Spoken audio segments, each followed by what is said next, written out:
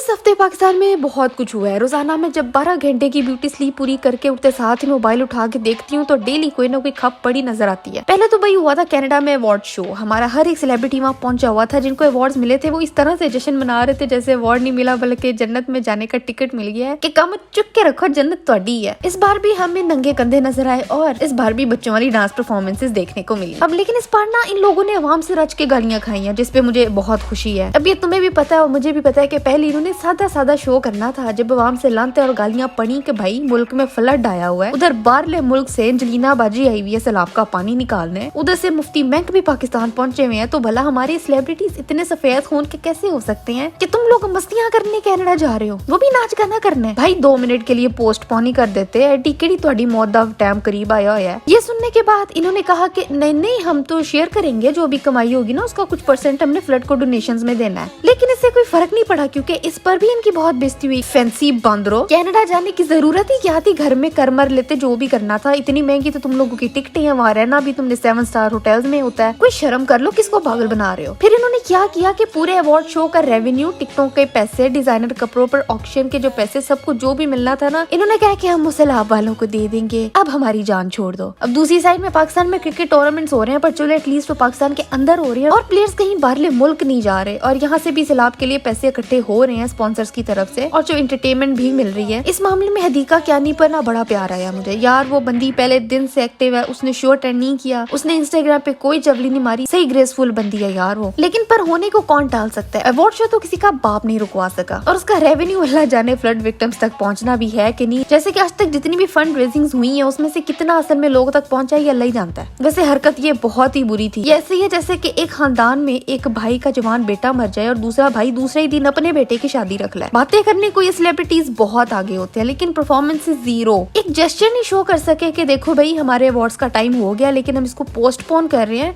ताकि सारी attention flood victims को मिले। सोचो इनकी कितनी इज्जत होती, पर नहीं, इन्होंने 100 जूते भी खाए हैं और 100 प्याज भी खाए हैं। बहुत ज्यादा बैड सीन्स हुए हैं। इस पे शायद मुझे फिर भी इतना गुस्सा नहीं आया होगा, आवाम का इतना मूड खराब नहीं हुआ होगा जितना एक और इशू पे हुआ है और ये वो इशू है जिसपे मेरा खून खोलता है। इस हफ्ते एक आदमी ने अपनी बीवी का पाकिस्तान में कत्ल कर दिया है। ट्विटर पे जस्टिस फॉर सारा का हैशटैग चला हुआ था, स्टोरी तुम लोगों को पता ही है, पर उसका असर कख भी नहीं होना। इतनी फ्रस्ट्रेशन है पूरी दुनिया में, जिसका दिल चाहता है उठा के दूसरे को मार देता है। पकड़ा जाता कोई नहीं, पकड़ा भी जाए तो क्या सजा मिलती है, घंटा। माशाल्लाह से बहुत ही अच्छा हमारा अदालती सिस्टम है। कातिल हाजिरियां लगवा के आखिर में ना अपनी ही मौत मरता है। इसको फांसी वांसी कोई भी नहीं होती। हर दूसरे घर में कुत्ते बिल्ली वाली लड़ाइयां चल रही हैं। रोजाना ऐसी स्टोरीज पढ़ने को मिलती हैं कि एक तो बंदा डिप्रेशन में चला जाता है और दूसरा शादी जैसे रिश्ते से दिल ही उठ जाता है कि यार ये क्या बकवास है। मियाँ बीवी एक दूसरे की प्रोटेक्शन, एक दूसरे का लिबास होते हैं, पर यहाँ तो हर दूसरे घर में बीवी शोहर के हाथों पिट रही होती है। मैं दूर नहीं जाऊंगी, मैं अपनी बात करती हूँ। मेरी खुद की ऐसी फ्रेंड्स हैं जो कि अब्यूसिव शादियों में रह रही हैं। ये तो वो बात ही नहीं रही कि किसी दूर पार के जानने वाली किसी औरत को उसके मियाँ ने मारा है। अब तो खुद हमारे सामने के खेल है ये। अब तो खुद मेरी सहेलियां जिनके साथ मेरा बचपन गुजरा है उनको शोहरों के हाथों पिटता देखती हूँ तो शदीद रोना आता है। इधर हम कहते हैं कि औरतों को ना अपने लिए स्टैंड लेना चाहिए। ये हर कोई कहता है, ट्विटर पे तुम्हें हर कोई कहता मिलेगा अब्यूसिव रिलेशनशिप में रहने की जरूरत नहीं है, उनसे निकल जाओ। लेकिन फिर जब ये वाली औरतें वाकई अपने लिए स्टैंड लेती हैं कि मैंने नहीं रहना इस आदमी के साथ, तो लड़की के माँ बाप ही उसको सपोर्ट नहीं करते। वही किसी पिटी बातें के घर बचाओ अपना, सब्र करो, बर्दाश्त करो, मारता है तो क्या हुआ, सभी मारते हैं। यहाँ पे मत आना हमारे पास, हम तुम्हें रख नहीं सकते, खानदान वाले बातें करेंगे। और यहाँ से जब अपनी माँ बाप दरवाजा बंद कर लें तो औरत सोचती है कि काश मैं फाइनेंशियली इंडिपेंडेंट होती तो तलाक लेके निकल जाती इस हिसाब से, अपने आप को खुद संभाल लेती। लेकिन हमारी सोसाइटी में और कल्चर में लड़की को ना जॉब करने दी जाती है, ना उसको घर से निकलने दिया जाता है, ना उसको फाइनेंशियली इंडिपेंडेंट हुआ जाता है कि जी औरत इंडिपेंडेंट होगी तो नंगी होकर सड़कों पे फिरेगी। तो अब ना तो औरत को उसके माँ बाप सपोर्ट कर रहे हैं, ना तो वो खुद कुछ करने जोगी है। तो वो उस आदमी के साथ रहती है जो दिन रात उसको मेंटल टॉर्चर भी देता है और फिजिकल भी मारपीट करता ही करता है और किसी की मजाल नहीं होती कि इस आदमी के सामने कुछ बोल सके। आखिर में ये होता है कि जस्टिस फॉर सारा जैसे हैशटैग्स निकलते हैं। ये तो चलो एक आधा आ गया, पता नहीं कितनी औरतें जो इसी तरह से मर रही हैं और फिर इन्हीं औरतों के वही वाले माँ बाप बैठ के रो रहे होते हैं कि हाय हमारी बेटी ने कहा था कि वो किस अजाब में है, हाय काश हमने कुछ कर लिया होता। यार पता नहीं मैं तुम लोगों को ये कहानियां क्यों सुना रही हूँ। अल्लाह का वास्ता है अपनी बेटियों बहनों को इंडिपेंडेंट बनाओ, स्ट्रॉन्ग बनाओ। अगर तुम्हें डर है कि वे तुम पे बोझ बन जाएंगी तो उन्हें अपने पैरों पे खड़ा होने दो ताकि अपना बोझ वो खुद उठा लें। प्रोटेक्टिव होने के चक्कर में ना अच्छी खासी लड़की को, इंसान को मुर्गी बना देते हम लोग और फिर वही मुर्गी किसी कसाई के हाथों जिबा हो जाती है। मेरा दिल इसलिए दुखता है क्योंकि मैंने अपने करीबी लोगों को इस अजाब, इस टॉर्चर से गुजरते हुए देखा और मैं देखती हूँ, मैं रोजाना उनकी स्टोरी सुनती हूँ, उनसे बात करती हूँ और सच में कोई भी किसी भी इंसान को इतना ज्यादा बेबस नहीं होना चाहिए। और ये तो फिर वो वाले बोझ है जो कि अल्लाह ताला ने औरत पे डाले ही नहीं है, पर औरत को उठाने पड़े होते हैं, क्योंकि हमारी सोसाइटी और हमारा जो कल्चर है ना वो कैंसर है। कैंसर, इस कैंसर को अब तुमने ठीक करना है और इस कैंसर को मैंने ठीक करना है। तुम लोग मुझे बताओ, तुम ऐसी कितनी औरतों को जानते हो जो कि अब्यूजिव रिलेशनशिप्स में हैं, और कितनों के पेरेंट्स ने उनको सपोर्ट किया और कितने के मायके वाले ही उनसे दूर भागते हैं। हमारे पास कोई स्टोरी है तो अपने एक्सपीरियंसेस नीचे शेयर करो। और